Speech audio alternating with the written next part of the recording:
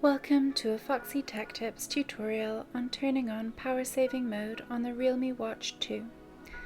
If you find this tutorial helpful, please consider subscribing to my channel and liking the video.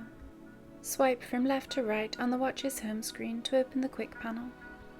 Then tap the settings cog to open the settings. Scroll down the settings and tap on battery.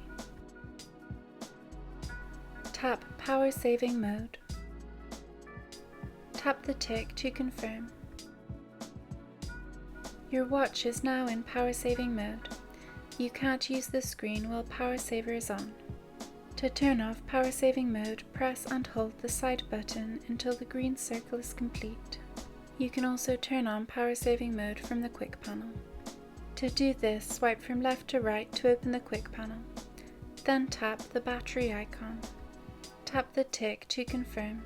Again, to turn off power saver, hold down on the side button until the green circle is complete.